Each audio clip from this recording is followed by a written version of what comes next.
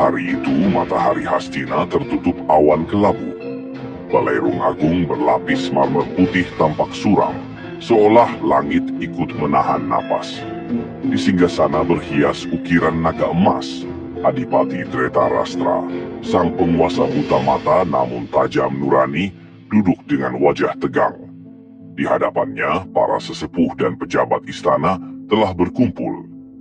Resiwara Bisma, tua namun tegap bagai pohon beringin. Dewi Gandari, sang permaisuri yang menatap dunia dari balik kain penutup matanya. Raden Yamawidura, suara nurani Hastina. Patih Sangkuni, lidah beracun dari Gandara Desa. Resi Krepa, begawan dan penasehat istana yang tenang. Dan Resi Druna, yang baru saja diangkat menjadi guru besar kerajaan. Topik yang mereka bahas, hasil pertandingan agung antara Pandawa dan Kurawa di Tegal Kurusetra kemarin. Ajang yang seharusnya menentukan siapa pewaris tahta Hastina. Kabar telah tersebar ke seluruh negeri. Raden Permadi, Arjuna, dinyatakan sebagai pemenang.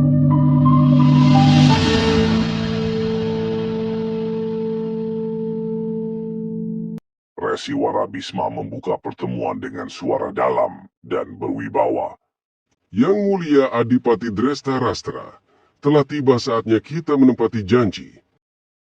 Raden Permadi telah keluar sebagai pemenang sejati.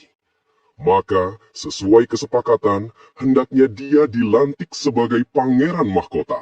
Namun, Patih Sangkuni yang sejak tadi duduk dengan senyum tipis segera bangkit. Matanya menyala penuh tipu muslihat. Ampun, Adipati. Aku tidak setuju dalam pertandingan itu. Raden Suyudana belum menyerah. Ia belum terlempar dari panggung. Tapi Resi Druna terlalu cepat mengumumkan kemenangan Raden Permadi. Nah, dan bagaimana bisa dianggap adil jika satu pihak belum kalah? Ia menatap ke arah Resi Druna, pura-pura sopan. Untung waktu itu datang Raden Suryaputra yang menolong Suyudana dan menantang Raden Permadi kembali. Sebelum duel itu selesai, senja telah turun dan pertandingan pun dihentikan. Ya, jadi siapa yang benar-benar menang? Belumlah jelas. Patih Sangkuni berhenti sejenak lalu melangkah ke depan dengan suara lantang. Maka hamba mengusulkan pertandingan ulang. Biarlah Raden Permadi dan Raden Suyudana bertarung lagi untuk menentukan siapa yang sungguh pantas jadi pangeran mahkota. Demikian tuan usulan saya yang rendah ini. Resi Druna yang sejak tadi menunduk tiba-tiba mengangkat wajahnya.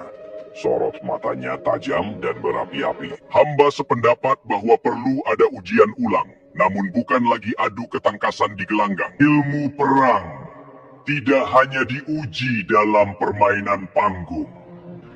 Ilmu sejati harus dibuktikan dalam medan sesungguhnya.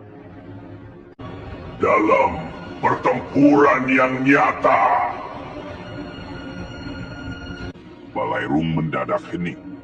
Resi Druna melanjutkan, Hamba mempunyai dua musuh lama, Prabu Drupada dan Arya Gandamana dari Pancala. Barang siapa mampu menangkap mereka hidup-hidup dan membawanya ke hadapan Adipati, maka dialah yang layak menjadi putra mahkota Hastina.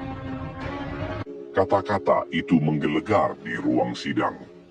Resiwara Bisma memejamkan mata, napasnya berat. Raden Yamawidura segera bangkit menolak.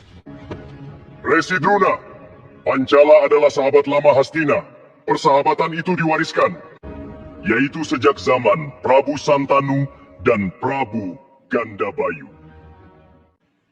Menyerang Pancala berarti menodai kehormatan leluhur kita. Namun Patih Sangkuni justru tersenyum dingin, seperti ular yang mencium mangsanya. Sahabat? Jika mereka sahabat, mengapa tak hadir dalam undangan kita di Tegal Kurusetra? Prabu Matsyapati dari Wirata datang. Prabu Salya dari Mandraka datang. Prabu Jarasanda dari Magadha datang. Bahkan Adipati Kangsa dari Mandura pun hadir. Tapi Prabu Drupada, tidak. Bahkan tak mengirim utusan. Itukah sikap sahabat? Yamawidura menatapnya tajam.